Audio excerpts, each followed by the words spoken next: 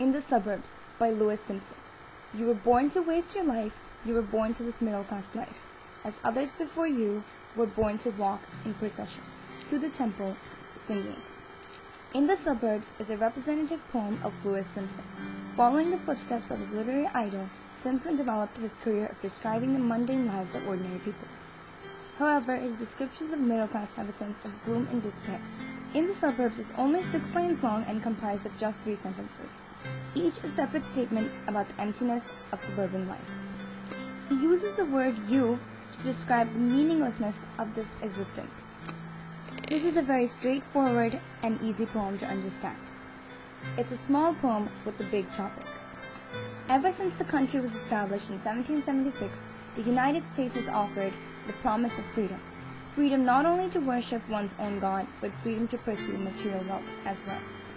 Simpson took the vision of the American dream and showed it in a very negative manner. He suggests that the achievement of the dream does not lead to happiness. For Americans, the idea and image of the suburbs is mixed. On one hand, many consider it a welcome refuge for the noise, congestion, and crime of the city. On the other hand, it has a reputation of conservative and reserved values. The speaker sort of describes the suburbs as a prison. The tone is very rude and harsh. He connects the suburbs with the middle-class life. He sees both as meaningless. The important word of the stanza is born.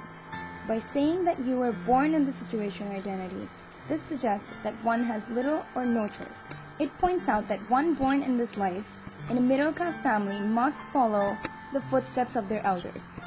The next few lines are also said in a very harsh tone. Lines "to the temple, singing" suggest that the middle-class life itself is a form of religion, with its own gods and rituals. Readers understand that these gods are security and material wealth, and the rituals of the middle class include the daily, simple routine, for example, a 9-to-5 job. Simpson wanted the readers to see the bigger meaning rather than the deeper meaning of this poem. Although the poem is described in a very negative manner, I believe that it's not completely correct. In my opinion, it doesn't always have to be negative.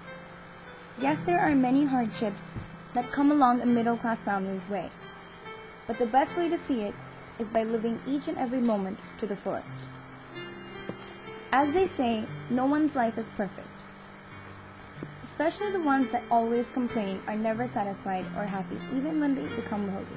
The definition of middle class does not mean hopelessness or waste.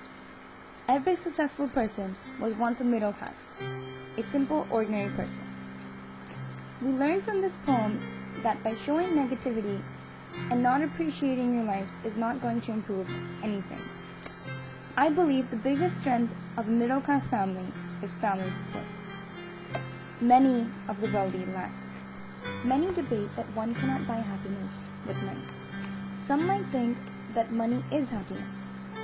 Yes, wealth is a necessity, but it's not happiness. Many say that the wealthy don't have any problems. That's not true, as their problems are different. Some might think that once they're wealthy, they'll be happy, but once they realize that they don't have someone to call them their own, those materialistic things become useless. Money is powerless if you don't have anyone to share it with. And statistically, the wealthy's problems are different. Their families fall apart, some fall under the spell of greed, whereas others misuse their wealth to destroy their own lives by slowly falling into drugs. Many might think that wealth and luxury are bright to the eyes, but many don't see the sorrow behind them. The values that the middle class have are priceless. Ultimately, the middle class is not a waste. As the saying goes, where there is a will, there is a way. In conclusion, we should be happy for no reason, like a child. If you are happy for a reason, then you're in trouble because the reason can be taken away from you. But in the end, make the best of every moment that comes along.